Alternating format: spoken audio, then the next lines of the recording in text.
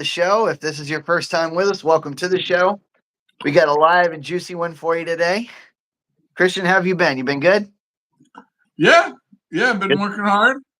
Had Good a stuff. nice little storm come through, and I felt like an old person by saying, we really needed this. But, right. I feel old. When the storm comes through, I feel old because it's like every time, like my body will start aching, and I'm like, oh, my achy bones, because I'm like, oh man, this is terrible. But c'est la vie. Speaking of the storm, yes. the political storm this week was pretty wild. I think this is the first time. Is this the first time we've ever had a judge arrested? It's definitely the first time. No. Judges get arrested all the time. Was it a federal judge or was it a state judge? It wasn't a federal judge. Federal judge. Yeah. No, judges get busted but it's usually like having an affair, or something of a personal nature. This was where what made this so newsworthy is it deliberately breaking the law for political reasons.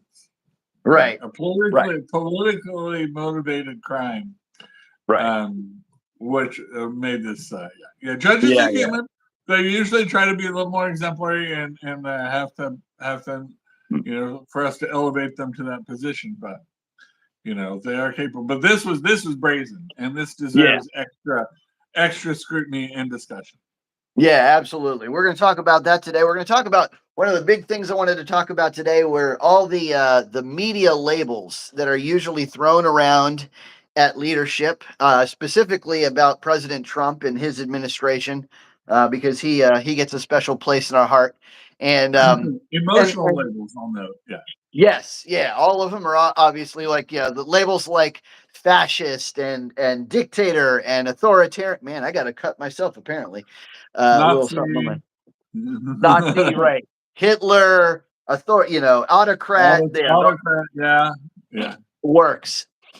And so, we're going to talk about that today. We're going to talk about whether or not those labels actually apply, and if they are, if they're legit, or if they're just like, the media trying to put a spin on things like they always do. And here's a hint: it's the latter. It's the latter. We're here for those of you who have come to us the first time to help you see the common viewpoint through what the narrative that the media elites want to spin on you. Yes. I, in honor of that, maybe to lean before we get into the subject more and let more people come. I have combed my hair in the style of Pete Hegseth today because he is the media's target. Now they tried to bite the head off the snake. They tried to get his confirmation denied. Yeah. Right. So when they failed at that, though, they didn't give up. They didn't say, "Oh well, he's legitimate. We'll let bygones be bygones." No, they've still been very persistent, looking for any weakness, any way they can attack him. Right. They're looking for any way to undermine him. Even if they can count on victory, if they can feel like they can lessen his influence in the administration.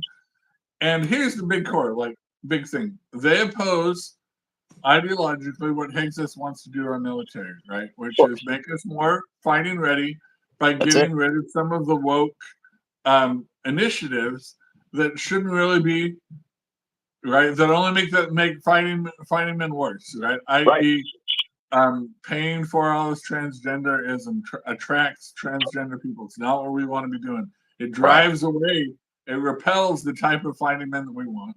That's it. And so the left, they don't want that to be right. They desperately do not want. They not only don't care about the readiness of our military forces. They do not want there to be a situation where it's inappropriate for us to be worrying about transgender people. And one of those is military fighting, military capacity. Military should have a very, singular focus. That's it. And Hegseth is on board with that, and that's why we're trying to do that. So we got to be careful, right? He is being attacked.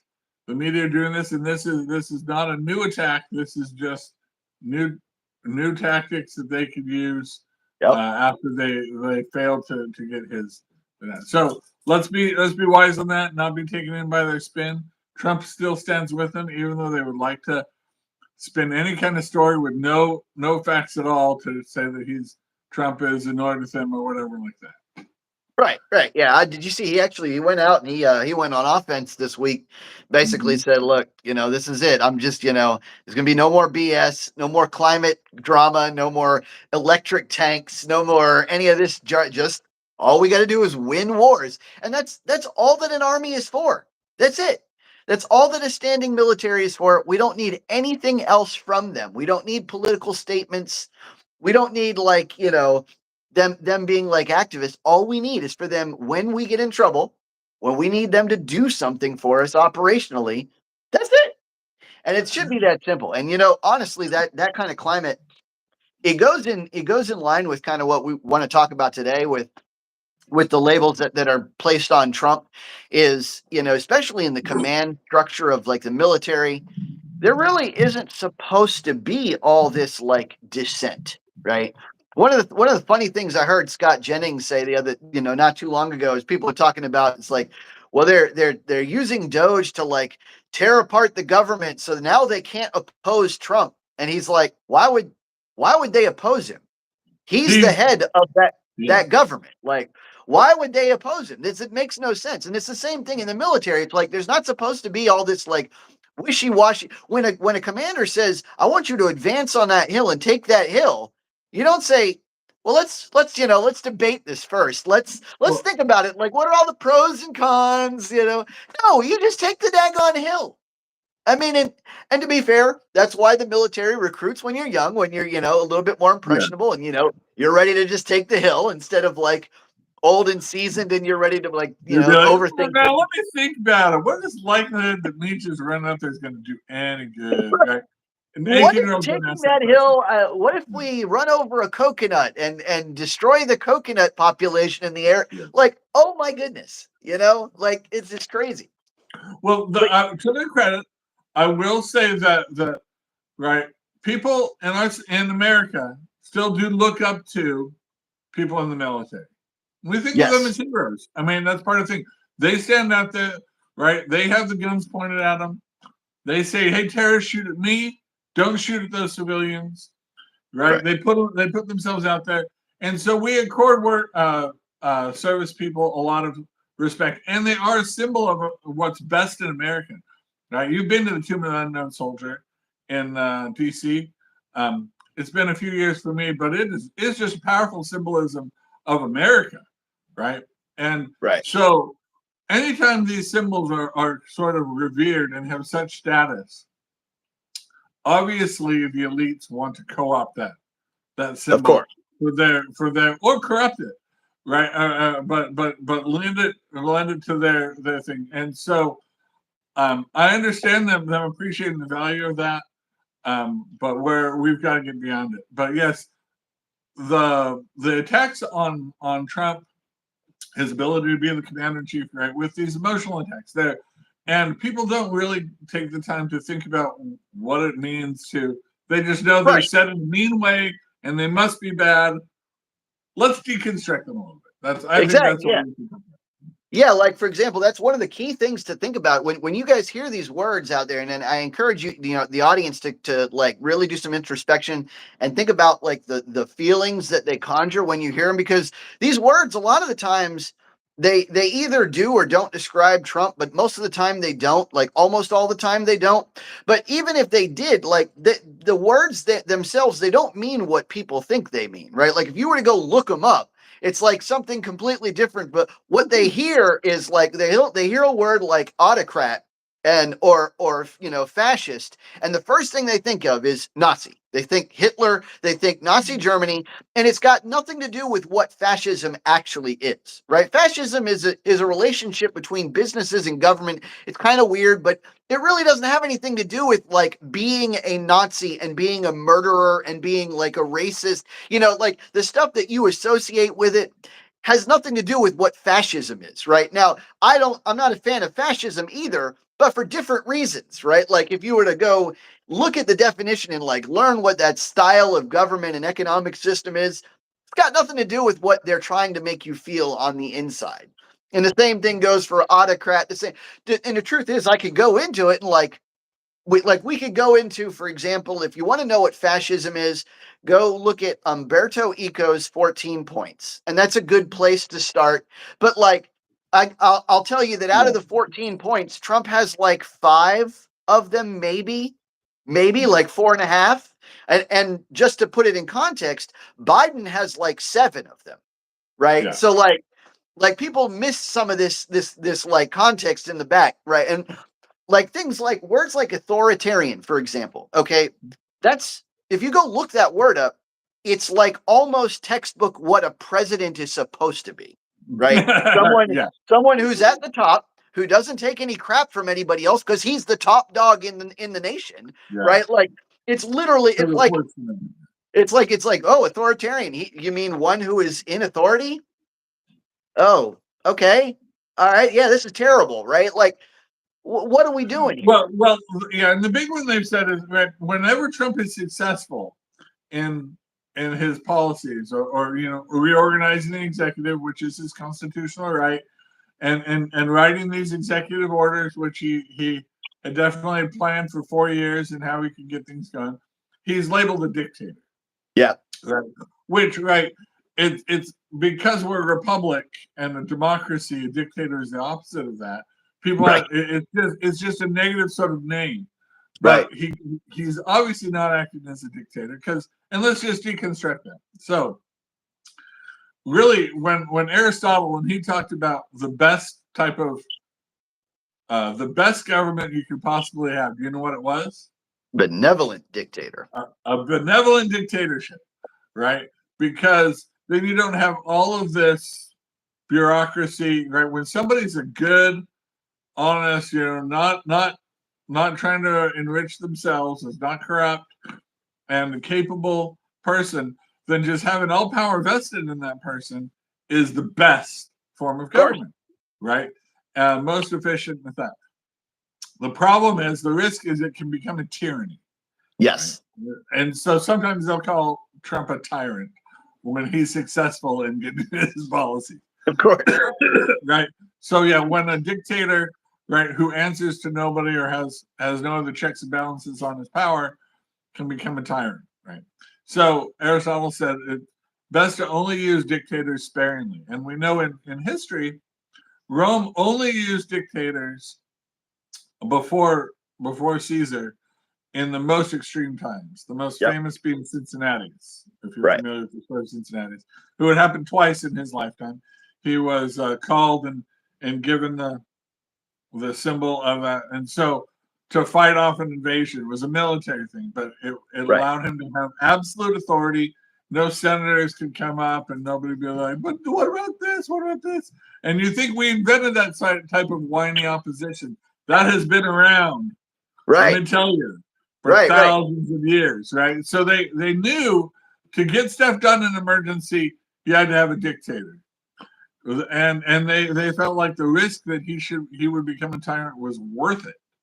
Right. What about Cincinnatus, and why they still like name cities after him and build statues of it, is once the crisis was averted, he gave back the symbol, he relinquished power, and went back to being a farmer. Right. And then later in his life, he said, they tried other people, I couldn't do it. They said, Cincinnatus, we need you again. And he did it again, and he relinquished power again. So, and that's sort of, I think, what they thought would happen when they made Caesar king. But then after that, the republic fell, and it just became emperors after that. But the emperors still had bureaucracy. They want to have there's so many decisions made when governing a huge empire. You don't want to make every single one of them, and you won't ever get any sleep. So you want to dictate down, let other people, and you get to make the big decisions. Absolutely. And well, one of the things people need to, if they truly looked at our government structure and the way it's set up, right, there are a certain list of powers that the president's supposed to have. There's a certain list of powers that Congress is supposed to have. There's a certain list of, everybody's got their own segment, their own quarter. But the thing is, when Trump uses his, all of a sudden it's a problem, right? To be fair, I will freely admit that Trump doesn't shy away from using the full boundaries of his of his powers, right? Like he's definitely a heavy XO guy. He's like a, Yeah. he does all the executive orders he can possibly do. He doesn't want one of the classic like examples is like Biden was whining for so long about like needing legislation to manage immigration, and Trump's like, no, you don't need that. All you have to just use your broad executive powers, and that'll solve the problem. And the laws that are on the books. Yeah. Right now, and to be fair, each one is its own style. There's nothing wrong with and for every XO that Trump uses, Congress should be coming behind and like either saying, yeah, this is a good thing and we should keep this forever and make it a law, or no, it's not a great thing and like we should try to make a law that makes it so that the president can't do this in the future or something. But in either case, it's stylistic and that's fine. Let's take a look at what people are saying. No, I'm He nowhere doesn't not prefer gay. the company of other men, but no, we have we I'm We're not married gay. to women. We're not We like the brothers, ladies. but we're brothers in bond. We're like family, right? It's close enough. Yeah, Woodrow Wilson at 1,800 executive orders. Trump's still not at that level. There's a lot of people that Biden had a million pardons. Trump hasn't had that many, right? This is all stylistic, and that isn't to say that Biden was authoritarian, although he kind of was, But some of these things are just like part of our government. It's just like normal day-to-day business. And one of the things we should check, right? One of the big checks on Trump, what his style has been is to push the envelope, do stuff. If they go too far, then go back and fix it. Say, okay, we cut too many people, let's hire them back. We fired too many people, let's hire them back. Okay, we went too far, let's make up for this. Right? Kind of like, all right, nobody that sends me a response to this email gets their check cut off. And then you find the 3 or 4 exceptions to that rule that we're like, okay, then we'll fix those 3 or 4 exceptions. But everybody else, right, needs to have their security clearance dropped or whatever, right?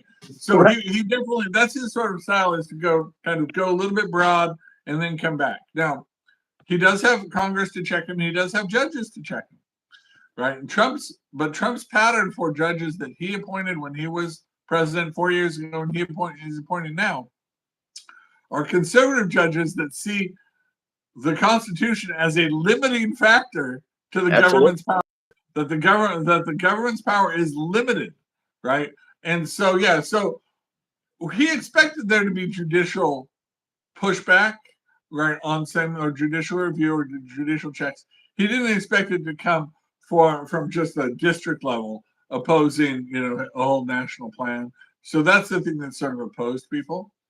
But we definitely, the Republican Party and the conservatives say that we have God-given rights, and the Constitution is to ensure the government doesn't overstretch and take those from us. That's it. The government needs to be limited. Now, the liberal judicial philosophy has always been the Constitution should not be limiting. In fact, they're furious that the Constitution is a limiting document. They want judges, they want elected leaders just be able to do whatever is good. Is good government, right? And that's the sort of liberal fascism or the scary sort of things that. So Trump is trying to do what he wants within a framework, right? He's using old laws. He's on the edges, but he's still trying to do it within the constitutional framework. Thus, he's not a dictator or a tyrant. He is subject to review, and he can have things stopped. Now, the one case I do want to talk about is this El Salvador. He deported a permanent resident, Garcia. Mr. Garcia was a permanent resident, but an El Salvadoran citizen, right, to El Salvador without due process. And as a permanent resident, he should have had a little more due process. The trick is, once he's in El Salvador, right, and as a citizen of El Salvador, he's subject to El Salvador's government. They don't have to, right? He's under no obligation to return him to us. So people saw that as a giant loophole that Trump could use to, if he was fast enough, could send people there. This was a one-off situation, right? We haven't been seeing them do this repeatedly. If they kept doing it in the face of that, then we would be very concerned about tyranny. All right. So, Tanya, thank you so much for the super chat. So the question is, just want to know why she's asking me, Edward, why am I not a Trump supporter? And Christian, why are you a Trump supporter? So I'll go ahead and go first. The reason that I'm historically not a Trump supporter, that isn't to say that I can't find things that I like about Trump, because there are definitely some things that I like about Trump. Definitely some things that I don't like about Trump. What I don't like about Trump is that he's always, it seems like he is always looking for that edge, like this, like, like basically in every situation, right? In every one of these power situations, every one of these like legal situations, there's this huge spectrum of what you're allowed to legally do, and Trump is always flirting with like that final line, like that. He's all like, January 6th was a great example with that slate of electors. Was it legal? Probably not. It's close, right? It's like right on the edge, and so like he used a precedent that came from Hawaii several elections prior, but he's always asking the question, like, how do I do this? Is there a way that I can make this work legally? And they're like, gosh, really? Not really. So he's always trying to flirt with those boundaries. The other big thing that I don't like about Trump is his rhetoric. I think that he could very easily make his rhetoric peaceful, friendly, and he doesn't make enough effort to do that. It's like again, he's always flirting with the boundaries of what he can do with diplomacy. He's flirting with the boundaries with what he can. When it comes to stuff like this, like we're talking about, him being a declared dictator, declared fascist, declared, authoritarian. If I were in his shoes, not that I would do a better job, but if I were in his shoes, I would go out of my way to try to stay away from terms like this. So like I would literally be constantly actively trying to avoid it. And Trump certainly doesn't actively try to avoid it. He just goes head right into it and whatever. So it's kind of like a bull in a china shop. But that's why I don't like him historically. Now that isn't to say that I can't appreciate some of the things he does. I've never been a fan of tariffs, but I'm definitely a fan of like Doge. I thought was fantastic. It's I'm up in the air, and I try to treat everybody like that. I try to say, look, everybody's human. No one's going to be perfect. No one walks on water. But what are the good things they do? What are the bad things they do? So what do you think, Christian? Why do you like him so much? All right. Well, I mean, originally, Trump is a difficult person to like. We generally expect our top tier politicians to be men of quiet dignity, because in politics, part of the art of politics is actually saying stuff to not offend people, right? Is to not be offensive and to get your way by not angering or getting the other side agitated. And Trump seems to be deliberately doesn't care about doing that, or unable to, or since he was a businessman, right, unable to sort of turn off his mouth, and he'll just say whatever, whether it serves his purpose or not. I feel like he's a lot wiser in the second administration, but he's also a disruptor, and I accept that. I think there's a need for that, especially because we've had with Obama and Biden two of the most far left administrations in my lifetime, really pushing the edge, and we need a disruptor to correct and to get back. And always, a disruptor has to be an abrasive personality, at least when doing his job and dealing with elites and other people. He's not going to accept the status quo. Why we're doing that? I felt like, holding even our allies accountable, trying to reevaluate our relationships with our enemies, are all very difficult to see in a short span, in a 1 day or 1 week news cycle, but that it's something that's needed every 50 years or every 30 years or something. And so even though not every single one of his policies, I can't agree with everything he says, rhetorically wise or every reaction, but I've noticed in some patterns he's the biggest jerk and most combative with other elites. Yep. Right. People that are on his level, especially the media, and is privately kind and willing to hear things, when that's not the situation, when he's not on a stage, when he's not in battle mode. And so I respect that. I feel like he could be a lot more effective without some of those mistakes. But on the whole, I think he's what the country needs right now, in the face of what the alternatives were. And the alternative with a Harris-Walz administration, Trump is a Trump is I just have to say a fan, and I was very happy to vote for him. Yeah, I mean, you're right. He's definitely improved over his last term. Yeah, his first term, he made a lot of promises, and it was like, he didn't really fulfill them all. But this term, he's been knocking them out. I have to give him that. I have to say, he made like millions of promises as he always does. But this term, it's been like boom, boom, boom, boom, exo, exo, exo. So, yeah, Forrest says that Hitler is an apt comparison, but not the 1945 Hitler, the 1930 Hitler. Of course, that is a very different Hitler. That's like the Hitler that's still trying to be an artist and can't quite get the get his art to pick up. But look, it's not material. It's not constructive for us to compare Trump to Hitler. There's too much emotional baggage. We here at Common Mansplaining, when we want to analyze these things, we want to use the analytical parts of our brain, not emotional. And when Hitler was so evil, and there's so much documented about it, anytime we bring up Hitler, it's going to engage our emotional response. We're not going to be able to be rational about it. So please put those aside. We will discuss any comparisons to Trump, short of Hitler, Stalin, or Mao. Mussolini, Genghis Khan, of the 20th century.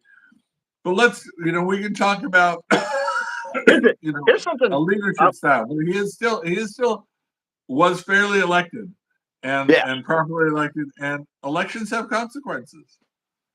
Yeah, and one big thing that I wanted to make note of too is that part of the whole labeling that he gets, dictator, autocrat, stuff like that.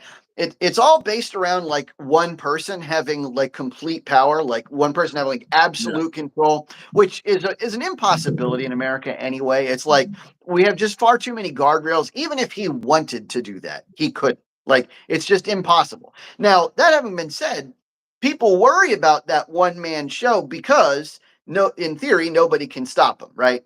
But in truth, a group of people is just as dangerous, which often is what happens on the left-hand side, right? Like, whereas you might have somebody on the right who wants to be a one-man show, like Trump maybe wants to be, who knows, but he's definitely not doing it. But on the left, you have these groups of people like this administrative state that ends up bogging everything down in bureaucracy and controlling from the shadows. That's just as dangerous, right? If they're able to seal up all of the gates, unelected people, keep you from freedom. It doesn't matter really who's doing it, right? If it reminds me a lot of like Animal Farm, where you got the pigs in control, right? If you've got a group of people that's able to manage things, that's far more powerful than just one person managing things if they're all in cohesion, right? And so everybody's worried about that one-man show, but the group is just as dangerous, and I see it all the time. Yeah. An aristocracy, right? This is also straight from Aristotle. An aristocracy, or a group of bureaucracy that's benevolent and wise and doing and help managing a large empire, making good decisions on these, can very quickly turn into an oligarchy, like the pigs in Animal Farm, where they're interested in their own self-interest, elevating themselves, just preserving their jobs, their status, and maybe getting like kind of people to join them. That's why we found the bureaucracy was like 98% Democrat. Right.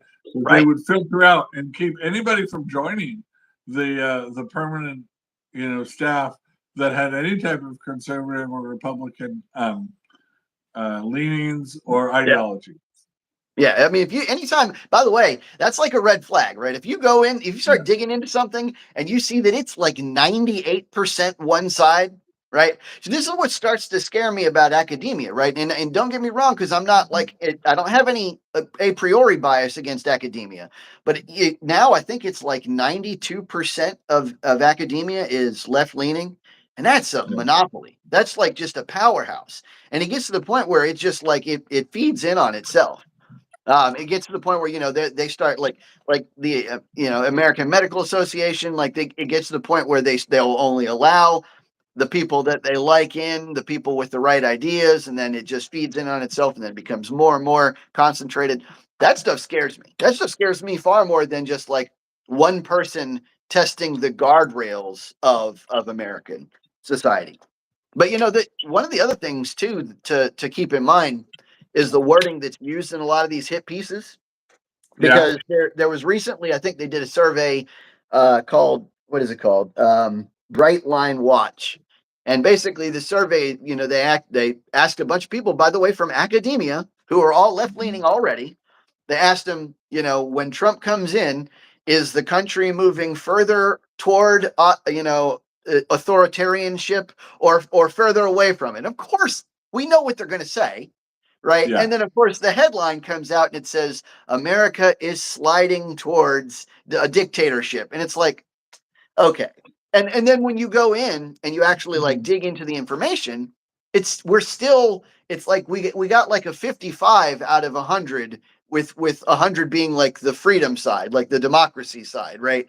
So we're still like better than halfway there, even with these left-leaning professors saying that Trump, is pushing us towards, we're still better than halfway there. It's like, okay, that's how you look at the headline, sliding towards what they're really trying to do Yeah. is just make this a hit piece on Trump and make it, make you Yeah. biased. And it's propaganda. And one of the things that they've labeled at Trump too is an oligarch because he had a billionaire in Elon Musk, obviously supporting him and advising him early on in his administration.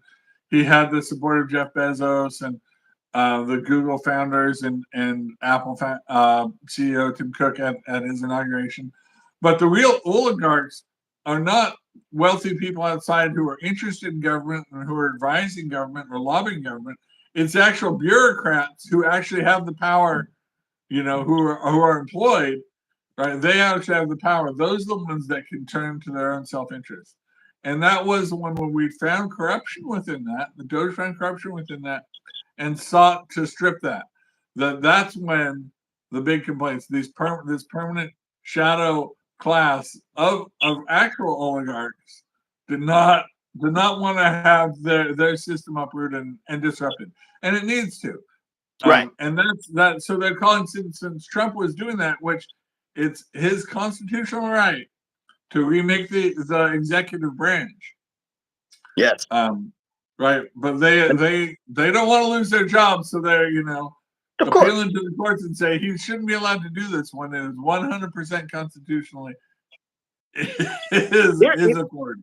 Here's one that I've always found kind of interesting, and one of the things that I keep hearing is that Trump doesn't have the power of the purse, right? Like that he doesn't have the power to like allocate resources. But I'm like, how does he make anything happen then with an XO with an executive order?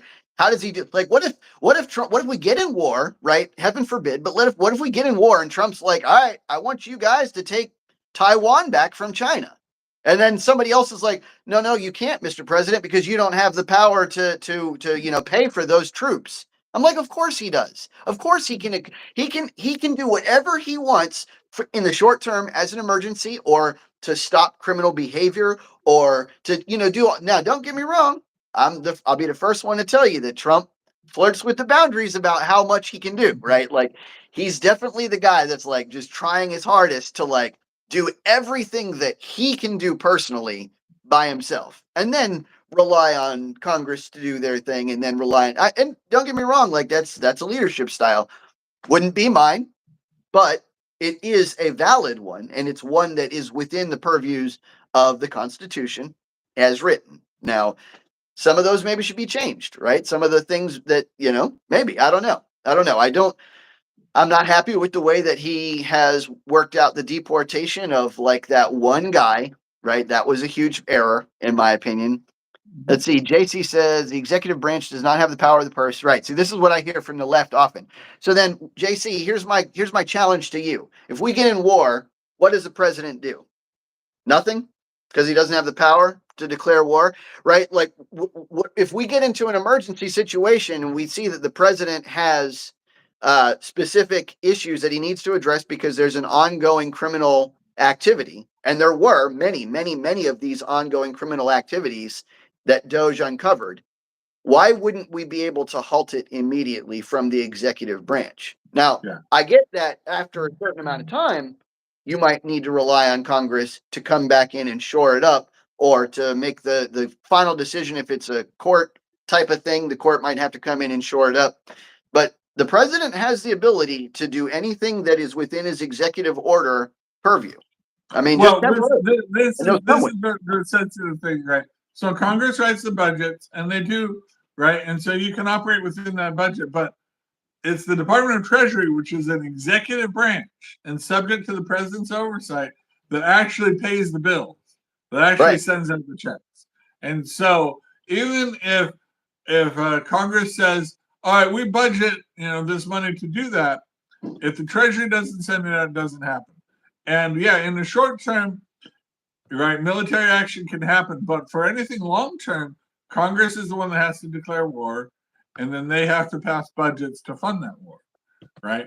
But in the short term, right, the president can act, and then get continuing resolutions to support what he's doing, and or have Congress go back and actually declare war, right, which is what the Constitution requires. Right. So one of the things, right, Kennedy, Johnson, and the Vietnam War, they never went to Congress and actually got Congress to declare war. They just kept calling in escalating police action when they had over 600,000 troops in theater, as well as and nobody, and it was absolutely war. It's called the Vietnam War, but they were acting by skirting the Constitution. That is a more problematic kind of situation, and a precedent that other presidents followed.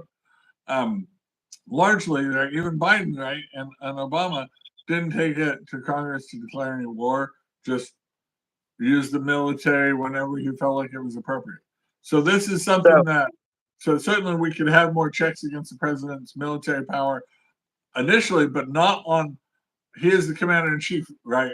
Going to war and leaving wars are the political things that Congress gets to be involved in and funding it. They don't get to say you can't take this beachhead, they can't do this island. Right. Clarence Worley asks, are we in war now, and if so, with who? So this is a tricky question, right? Because under normal circumstances, you would say no, because Congress hasn't declared war. However, the new warfare, the new battlefield is a different terrain. It is with like people who are in the shadows, people who are fighting urban combat from like, suicide bombers or something like that, jihadist terrorists, people from, gangs from other nations. And it's not a thing where like, you're not going to be able to declare war for each and every MS-13 action or each and every Tren de Aragua action. So we are in a state of war against those particular insurgents. So that's where that kind of like Alien Enemies Act action comes from. But again, this is me saying, right, this is Trump flirting with the boundaries. But I did want to get into this judge that people. Here's something the first thing that I want to note is that everybody says Trump is arresting judges now, right? And it's like, it conjures this image of like Trump in SWAT gear, throwing this judge on the hood of a car, cuffing her, and then pushing her in a vehicle. Like, guys, Trump isn't doing this. ICE arrested her because they literally let somebody evade custody right in front of them. Right? It's like, and it wasn't like they stopped and called Trump up to ask him if this was okay. No, somebody's breaking the law in front of them. And they went on a foot chase and captured the guy and then took the other person who let it happen into custody. Right? So like, I want to just clear that up. This isn't Trump arresting judges, right? Like that's a very misnomer kind of like idea. Now, so the situation on this, right? So everybody understands is this is a judge who's in a room with a defendant, and ICE is there in that room saying, "We're here to pick this guy up." And instead of just saying, "Okay, bailiff, hand him off to them," which is the only appropriate action, literally the only thing that could legally be done. She did this little like bait and switch with the courtrooms first. Then she came back and like led the guy out through the juror's door and then out the back and told him to leave. Like, now don't get me wrong, because she's a judge, she's a legal expert. She might beat this in court. I'm not going to take that away from her. She's going to have her day in court, right? They still have to prove intent, right? They still have to prove like that she intended to let this guy go or intended to evade arrest or something like, which isn't easy, even no matter how blatantly she did it. But all that having been said, this arrest was 100% above board. And it drives me nuts that people are challenging this they're like, oh, it's all over now. Trump has gone too far. This is the authoritarian state. This is now Trump is a dictator. I'm like, oh my gosh, guys, come on. Well, here's one right. Again, dictator is not the negative one. Tyrant is really the negative thing that makes you throw right. out. And here's one of the things, right? Tyrants have always opposed gun control, or always had gun control for their populations. They have not been out. Oh, we want our populations to be more well armed. Please get our populations more arms like Trump has. Is really a point in his favor that he's not a tyrant, right? Right. Obviously, and that Trump wants more free speech. Tyrants have always wanted to clamp down so that they only control what's said. And right, certainly you can say anything negative about Trump in the media right now, right, freely. In fact, they'll celebrate you for it. A true tyrant would be throwing those people in jail. You wouldn't be able to say anything, right? So the Second Amendment and the First Amendment are big things that he wants to save and protect, which are big things that a tyrant would not do. Absolutely. And so when we analyze it, he's not fitting the emotional definition that the left wants to live on. Right, yeah, and who knows? It's tough to say what Trump would do if he had his way. Like according to the first term, I feel like he would have spent most of his time on a golf course and just like relaxed, right? Because he thought things were on easy street with the economy until COVID threw him for a loop, and then everything changed. Guys, real quick, while there's like 200 people in chat, this is amazing. You guys have turned out like never before. Please hit like, please hit subscribe. Please tell all your friends, both of them about this channel and Common Mansplaining. Yes. Common Mansplaining is where it's at, and try to watch some of our long form content. I'm really looking for feedback on that. So if you guys get a chance to take a look at it, tell me, what we can do to improve, how we can be funnier or more provocative or whatever it takes to keep attention. But yeah, so something else I wanted to talk about too is the Freedom Index, which goes into this, right? It plays into this. One of the things that I hear. Wait, spicy take on the judge before we leave the judge. Yeah. Hit me with. She should lose her right to practice law, as well as to be a judge. That in itself would be a pretty significant, harm to her. But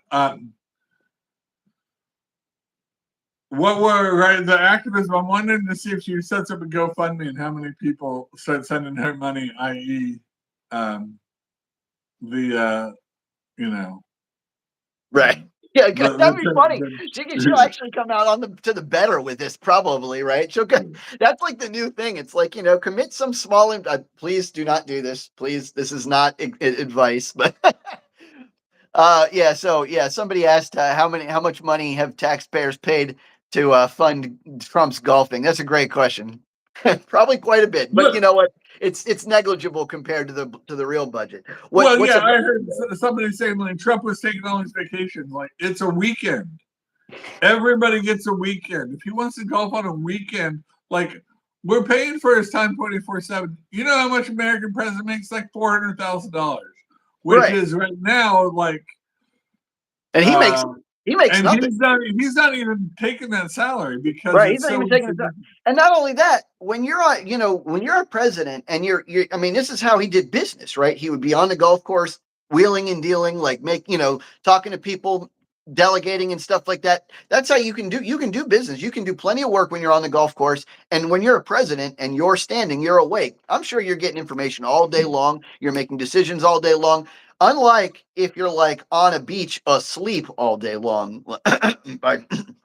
Yes, sorry, yeah, and we have good communications, and when Trump's allowed his recreation. Every president has. They have Camp David.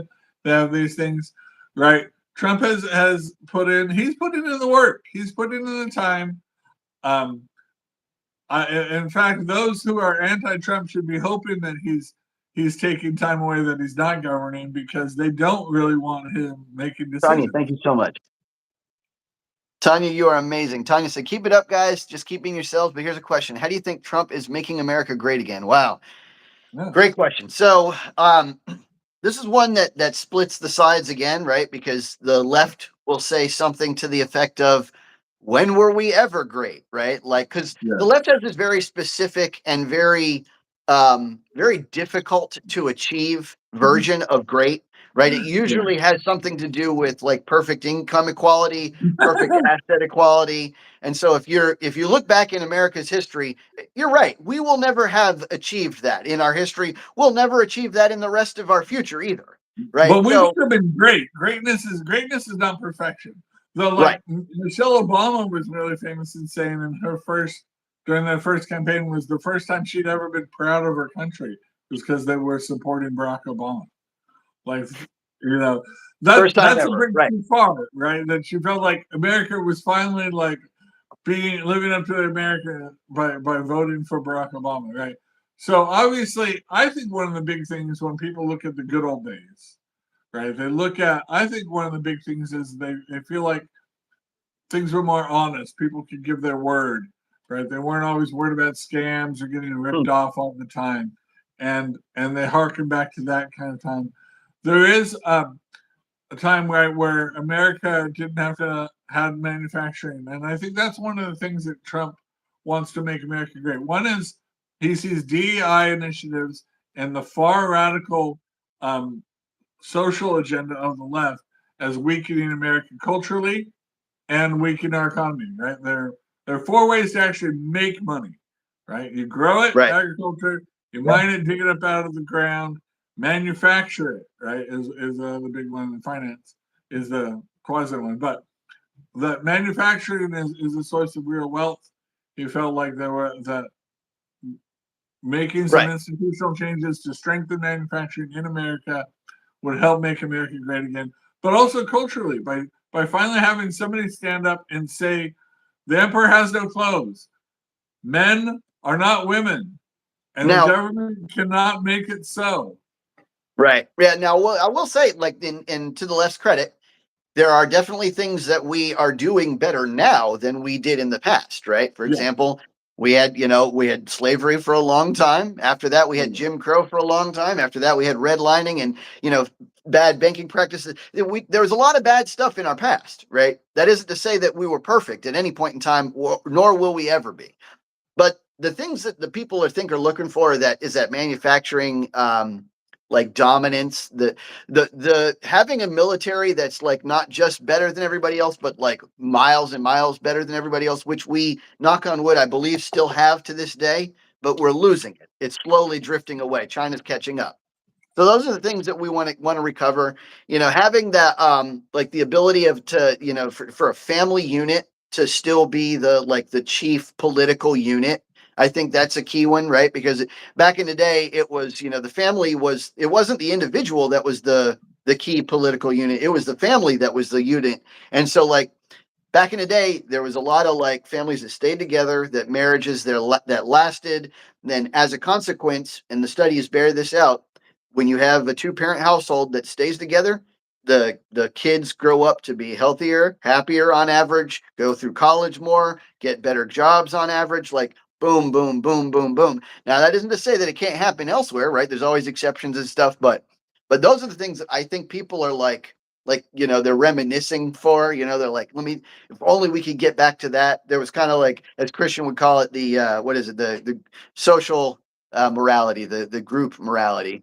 Yeah, there's group morality. The 60s and the sexual revolution tore away a lot of traditionalism just for the sake of, and people have been coming around to it and seeing that there were lies to that. The Me Too movement was a portion of that, of sort of recognizing that sexual mores are important even when they're separated from religious context, and that valuing women in the workplace doesn't mean that women and men are the same. They are different, right? We can acknowledge that and still not be a evil country in that. People can be equal before the law while recognizing that a woman is different from a man, right? And that the small number of men that want to change their sex is not something that we need to rearrange our whole society to address. And certainly we should be very skeptical of that and treat it very carefully. So that just sort of common sense sort of bring back, I mean, well, Trump has taken a lot of common sense positions, right? Hey, people that are here in the country illegally and commit crimes, we need to get them out of this country now, right? It's very common sense kind of thing. People that come here that hate America and want to support terrorism organizations openly while living here in America, we don't want to keep these people here. It's common sense kind of stuff, but really shocking because the previous administration had set a precedent that there were no deportations or you can do whatever you want with any ramifications. Now he said, no, your actions matter. You got to be a good citizen. You better obey our laws. You better make yourself welcome, or you will find yourself unwelcome and not here. Yeah, and right. I think that's common sense. And one other big thing too that I forgot to mention, that whole like peace through strength thing. And I'm not going to pretend like Trump has this magical key to that, but it's definitely there for the taking. And he definitely did take it the first term, right? He kept us out of adding, additional wars, even though there were a couple of like individual strikes that I think maybe he shouldn't have done. But yeah, so that's a big one. Hussein Ahmed, I'm hoping pronouncing this correctly, said, he thinks that we would have the best thoughts on the war in the Middle East. Here's the best thought on the war in the Middle East. Why don't they just stop fighting for a change? Like, have they been fighting for 3,000 years? Man, just take a break, just take a few days off. The Houthis, I have no sympathy for Houthis attacking commercial shipping in the Red Sea. Like, you're not going to make an argument to me that feels like, oh, these are the guys we want to be supporting that are going to run a peaceful government and make everybody's life in Yemen better. No, right? Right. Yeah. Now, to be fair, it's not like America doesn't have its share of like dirty hands, because we've definitely backed some of the wrong horses in the Middle East at times, and we've definitely there's a pipeline that went from from Qatar to Turkey at one point that we wanted to have happen, and I think Syria held it up, and so lo and behold, Syria has some internal strife, and we have to pick off their leader. What a lucky America. There's a lot of neat coincidences that I'm sure that we're involved in. Yeah, we can't. I can't pretend to say that every decision we made in the Middle East has been the right one. But right now, the Saudis just want to recognize Israel as a real country, right? Because they realize they would rather live in Israel under Jewish rule than in Gaza under Muslim rule, and the Hamas is just corrupt, right? As well as being a terrorist organization. It's time to legitimize. Israel is not going anywhere. They're a legitimate country. You guys can just stop it, just live in peace. But we know the Bible says it's not going to happen, right? Right? And this is part of the institutional thing and a cultural thing that we don't understand, maybe, right? We don't understand culturally. But culturally, it's more important for them and unites them as a culture to hate and be willing to die to in any way, make sure Israel knows that they have enemies.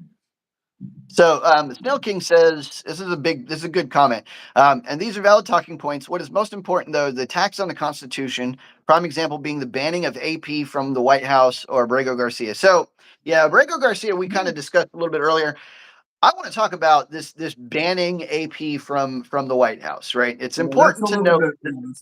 Yeah, right. This is again, so this is for everybody to pay attention to the wording, right? That sounds like a headline, right? It sounds like what a headline would read, because it's not like Trump said AP can never return to the White House, right? That's not what happened. They didn't get banned. What happened was they got replaced for somebody who is bigger and better and has more reach and is an independent. And that was Tim Pool, I think, right? And so, yes, did Trump pick AP when he could have picked somebody? He probably should have picked somebody else, right? But he picked AP because he had personal beef with him. No, they kept dead naming the Gulf of America. Yeah, dead naming.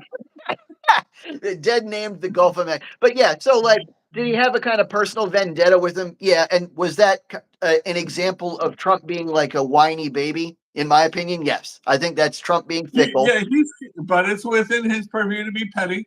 But pettiness is not necessarily tyranny, right? Right. Right. Yeah, Snail King. Well, we just said that's what we just said. Yeah, it was banned. Of course, we'll never be able to prove it because you can't. But I'm altogether certain that Trump did it because he was mad about them calling the Gulf of Mexico the Gulf of Mexico instead of the Gulf of America. Stupid stuff like that. Now, this is one of the reasons that I personally don't like Trump is stupid stuff like that. Him being fickle about something small. But that having been said, that's not banning somebody from the White House. And, Well, yeah, and Biden, yeah. Biden rejected 440 press passes or something by raising these like weird standards that he knew would only benefit legacy media, which guess who legacy media helps? The left, always. They except for Fox. Fox is literally the only person who runs coverage for the right. And Biden knew that. He knew that by raising these standards, he would eliminate 440, probably like 420 of those 440 were problems for him, essentially. So, yeah, I mean, it goes both ways. It's one of the, yeah, I agree. Right. One of the things, like the long-term media, they really like the prestige too. Not only they think they're the arbiters of morality and get to say, yay or nay on things, and their opinion matters. So the AP can still report every story, can still hold Trump accountable. Right. Well, they're back anyway. Everything's videotaped, but they lose a little bit of their prestige by not being able to be in these small groups or have the type of access they have during a leftist president, right? Or if you have to sit a little bit farther back in the room, or you have to park a little bit farther away, right? These are petty things. They do this in Congress too. You get better offices in Congress when you're compliant with leadership and when you're not being a jerk. And when you're being a jerk, you get booted out of the building across the street. So this is just Washington stuff. I don't necessarily think, I think we're making too much of it. Yeah. And the AP, right? It's just Trump likes to be petty and likes to be his most tenacious and fastidious with elites. With that, just know that if you're an elite, you think of yourself as an elite, and you're a media elite, you're going to get the feisty Donald Trump always.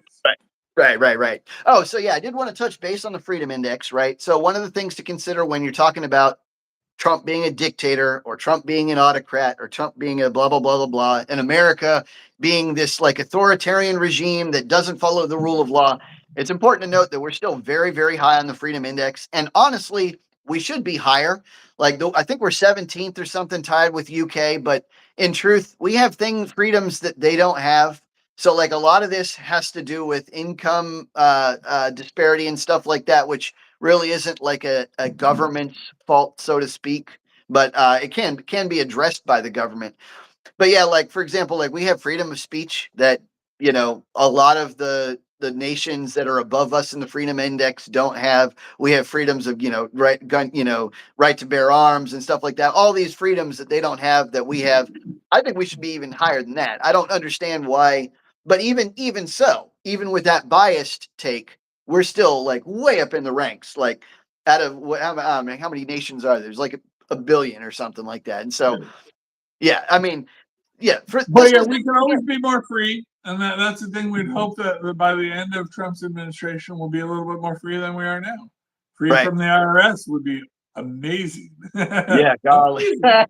Yeah, right. This is the thing, right? This is why they say, Trump, because it's like he'll disband the Department of Education. But again, if you guys look at the Constitution, the Department of Education isn't supposed to be a federal responsibility, right? People forget a lot of the things like that. It's like a lot of the things that Trump is doing, he's fixing problems that maybe he's doing it in kind of like a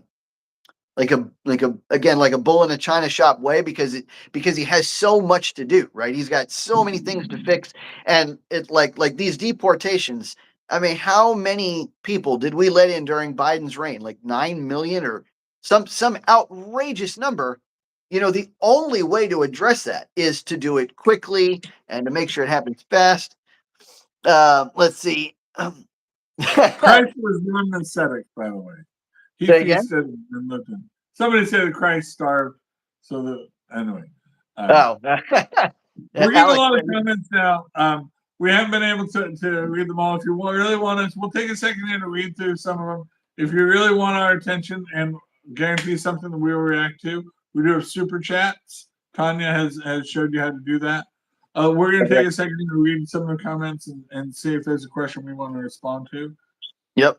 So I'll go ahead and say, Abrega Garcia, Snail King says Abrega Garcia was a legal resident. Yeah. See, this is one of the things that I disagree with the way that Trump handled it. But again, it's one of those things where now that he's gone and now that we've already made the mistake, I don't know how to fix it really, because you'd have to rely on Bukele to send him back. You'd have to rely on El Salvador playing ball. And the truth is, as petty as Trump is, he's probably already told him not to, right? He's probably already said, whatever we ask, don't send him back, and then, citizen, yeah.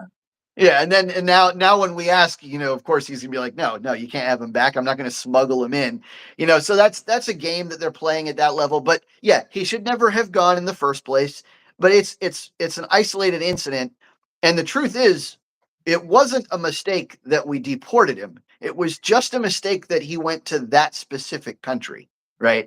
We sent him to his home country when he had like an existing order not to go to that specific country. But like, if we brought him back, we would just deport him again, almost guaranteed. Like, that's Guantanamo at least. Right. I mean, yeah, he's going somewhere. I mean, who knows where? But yeah, I don't even. Where do you send somebody back if they can't go back to? Here's the thing: the reason that he wasn't able to go back to El Salvador in the first place is because a rival gang wanted him dead, and that rival gang doesn't exist anymore. So why would he?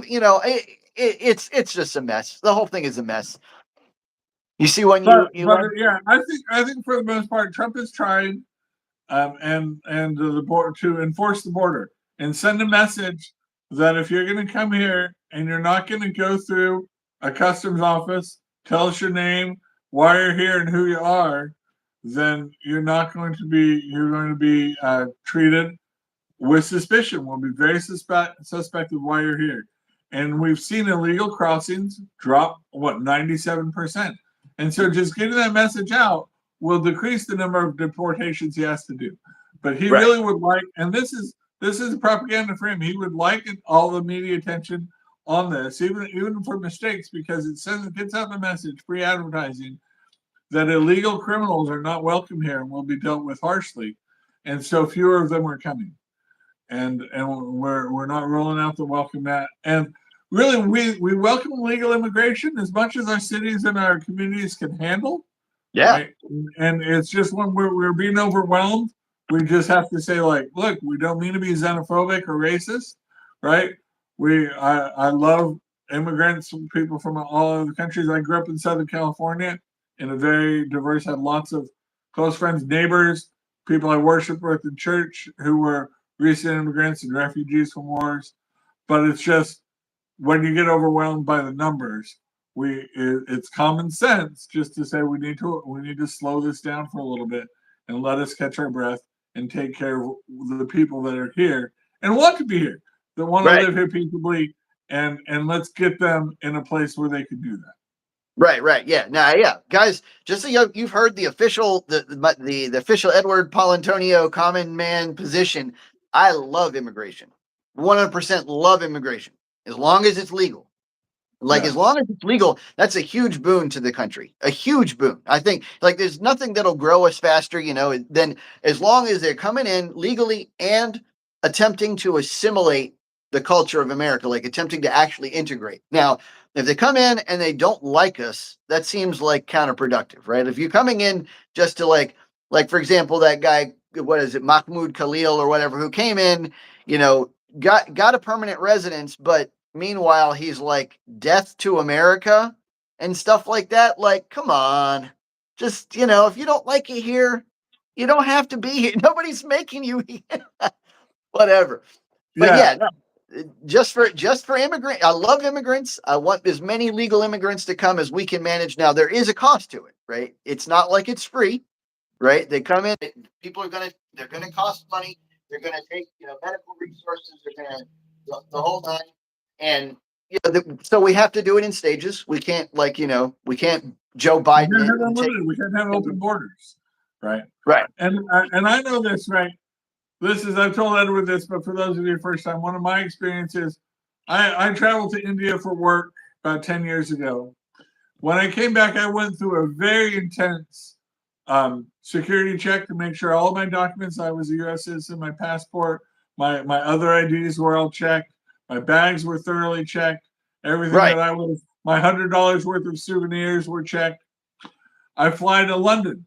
London, even though we didn't leave the airport, we still went through another rigorous security check. Had to go through, metal detectors. All of our bags were checked. All of our paperwork was checked. All of our IDs were checked before we could get on that plane to America. We land in America. I have to stand in this huge line for customs, and I've got a connecting flight to North Carolina. And so what if I say, look, I've been through these checks. Everybody knows I'm a U.S. citizen. I have a right to be here. How about I just skip this customs line? Because it's annoying and I just don't want to be there. And I just walk through the airport just past customs. What's going to happen to me? I'm going to get tackled and I'm going to get arrested. And nobody's going to be sympathetic to, oh, no, I really want to be here. Your country's so great. No, right? So if a U.S. citizen is going to be treated that way, it's 2025, everyone. Go to a gate. We have walls around our border, but they have gates. And we have people standing there ready to take down your name. Come there, give your name, tell them you're here. If you don't come by that way, we have every right to be suspicious of why you didn't come to a gate. And suspicious that you're here to do un-American things that we don't want in our community. So Kenzie Beats says something interesting. He said the thing about due process is that it either applies to everyone present in the United States or it applies to no one. So I disagree. Yeah. I've thought about this a lot, and I've read the Constitution over and over again. The key phrase in the Constitution in the 14th Amendment, and I'm gonna pull it up, Josiah, make sure I get it correct. It says within the jurisdiction of. Let me pull it up just so I have it right. It says, any person within its jurisdiction, the equal protection of the laws. So the key about that is I don't think that illegal immigrants qualify. I think that legal immigrants qualify because I think we legally accept them into our jurisdiction. Right. So if you're here on a visa or you've declared yourself and you're on the CBP1 app or something like that, or you're a permanent resident, I think you do qualify and would get equal protection under the law. I don't think you qualify if you come in here illegally. Like if you're a godaway or if you overstay your visa or something like that, and then you have left our jurisdiction, right? And then I don't think that applies to you anymore. Now, I think that you still have right to life, liberty, and pursuit of property, just like any other human being is granted those rights from God. You just have to have them in another nation. You can still have them, and we'll ship you whatever property you had here. I'm not going to take it from you. If you had something, we'll if you had a house or something, we'll liquidate it and say I don't need it, right? But you can't just. If we don't have borders, we don't have a country. Every country enforces that. You want to go to any country and pull the stuff that people expect to be able to pull in America? How are they going to treat you, right? Right. So the reason Stinkin says the 14th Amendment isn't the issue, it's due process. So the reason why the 14th Amendment is the binding amendment is because without that, all amendments are actually only written for citizens, right? They only apply to the citizen nation contract. So if you don't have that 14th Amendment to expand that to, at the time it was expanded to slaves was the point. But now it would be extended to like anybody who's here legally, but like just not, they're here legally, but they're not a citizen. The 14th Amendment expands that to allow the 5th Amendment to apply. I know this is kind of complex. It's a little bit above my common man grade, but yeah, so without the 14th Amendment, due process isn't afforded to non-citizens, right? Yeah. But with the 14th Amendment, it is. We agree in due process. We do agree that if somebody, there has to be paperwork and there has to be a process met to deport someone. And the Trump administration, they're trying to go a little bit faster and then kind of come back when they get called out for their mistakes. And I imagine there'll be changes for this, but they have set the message that they're taking this seriously. And this is not the previous administration. Right. And yeah, hopefully we'll see less due process infractions, and we'll just trust that the system, that the laws are enough to get people that are actually criminal and actually illegal here. Right. So I saw another comment that was kind of interesting. Somebody said they were basically saying that because I'm not sure if they were addressing us, but they said our ancestors come from Germany, and therefore this isn't our nation. I will say that I had one of my, I think I do have some German in me, but here's the thing about this native ancestry that everybody talks about. It's kind of a joke, and I don't mean that in like the funny joke kind of way, but it's like nobody is native to land. That's just how it is, right? There's literally no nation on earth where everybody's just native, right? Like the thing is if you're talking about America, for example, somebody had to have arrived here from somewhere else because they didn't start here, right? Unless you're talking about the very first person, you're not native to the land. You moved here from somewhere. And even the people that people think are native to America, for example, the Native Americans, the indigenous peoples, are not actually the first natives. It's actually been proven that they came here around 13,000 years ago. Their ancestors did. And there were people here from 20,000 years ago. And they conquered them, yeah. People here from 30,000 years ago. And then even maybe 50 and possibly even 151 study says. So it's like each time people come in, it's a new native. But I wouldn't be surprised if it goes back further than that. It's just playing that game is just silly. It's like, we're here. That's it. Yeah. The Revolutionary Army learned how to fight from the Native Americans because they've been fighting here for thousands of years. And they were good at it too. They taught us guerrilla warfare. Yeah. Hey, how about you? How about you don't wear bright red and stand in the line out in an open field? Your troops, your mere troops will go a lot farther if you fire from cover. Oh my God! Oh my gosh! Military, orthodoxy. You're blowing my mind here. Can you imagine? Now, to be fair, yeah, right. They weren't as used to firearms, right? So that was part of it, is because firearms were just becoming more advantageous weaponry. In truth, believe it, this is an interesting fact. A skilled longbowman would outshoot like an arquebus, would outshoot like a musketeer.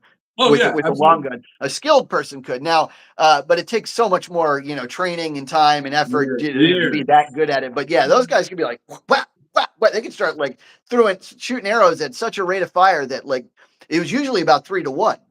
Now, but the reason we won, when I say we, the Europeans were able to win in America is a lot of it was disease, right? A lot of it was like they'd come over here and they couldn't handle the flu or smallpox or stuff like that. But yeah, they taught us how to fight. Can you imagine like being on a line wearing like bright red and your commander's like, all right, you're just going to stand here and shoot until you're dead. Like, oh my God. Well, I mean, they would get melee combat. The guns, I've held these Revolutionary War guns and they're heavy. Yeah. Right? Because you can use them as a bow staff, essentially. And that's how it worked. So soldiers still they were it was physical stuff. And so but if you're just getting picked off, you charge and say, get in there with bayonets and beat somebody to death. You're standing there and you're like, you gotta put the powder in and pack it, and the guys are just getting shot. Oh my God, I would lose my mind. If somebody told me to do that, I'd be like, you are crazy, and just start. How about, can I reload from cover? No. Yeah, can I at least stand behind this guy? Oh my God. I mean, that'd be the end of it. But yeah, now of course, war is a little bit different, right? War is fought on a different battlefield. Man, the wave of the future is insane. Man, all drones are going to be key. It's going to be a nightmare trying to deal with all these, like, it's going to be like nano drones, right? They're going to be like these little itty bitty things that are like the size of a golf ball that fly around and then explode. And that scares me. I mean, that's a nightmare. Let's Hey, see. well, to sum up, we're coming to the end of our hour. Yes. But to sum up, the title's about Trump, right? Yeah. Labeling him a dictator. For those of you who are coming here looking for answers on that. Again, these are emotional. You have two parts of your brain. You have a limbic, which is emotional, and you have your neocortex, your analytical. And these labels, is really sort of sophisticated name calling, are used to give you an emotional reaction, a negative emotional reaction to Trump. So if we set those aside, if we actually analyze them, we see none of them fit. Trump might be abrasive. He might be pursuing policies that don't agree, that are opposite of what the far left establishment media or the Democratic Party want. But there will be an election in 4 years. Where the election we just had has consequences, so he gets to remake the executive how he wants. He's not a tyrant. The American experiment still continues, and we really appreciate you guys coming to watch us. And, yes. Hey, what are your thoughts, Christian? I got a question for you. What are your thoughts on? Do you think Trump is going to run again for a third term? Do you think he's going to like use a loophole? Because the loophole that I know of is he could be a VP and then have the president step down. Tanya, thank you so much. So like that was one way to get in. He could be the president. There's a couple other ways. He could be president for 2 more years, right? The Constitution says 10 years. Yeah, but the Constitution also says he can't be elected a third time. So, but he could be in. He actually can go longer than 10 years, but he just can't get elected to a third term if he served more than 6. Is the trick.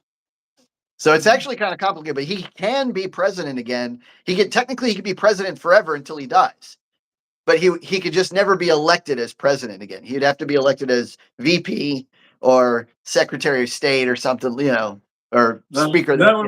I guess maybe if someone in Florida could elect him to be Congress, he could become Speaker of the House and then become. But that'd be a crazy. Honestly, that would be a crazy. That'd be a crazy step, like Vance and Trump. And then they were saying that Obama was going to come in under like AOC or something. That'd be insane. Yeah, we'll see. I think the reason why Trump is talking about that, why the left is he doesn't want to be seen as a lame duck. The last 2 years of a president that's not running again is seen as a lame duck presidency. Right. He doesn't want to govern like that. So by having the threat that he's going to run again is to make sure his last 2 years are relevant. Yeah. But anyway, So to wrap this up, guys, thank you so much for watching. Please subscribe. Please come watch us on Wednesdays and Saturdays. We can do it every week. There's always going to be a little Trump derangement syndrome, but you got to fight through it. Just realize that, no matter what you do, when you're looking at something, if it's a left-wing piece, they're obviously going to hate the right. If it's a right-wing piece, they're obviously going to say something negative about the left. That's just how it goes. But guys, you're awesome. And thank you so much. Catch us next time on Common Mansplaining. The common are not deplorable. Stay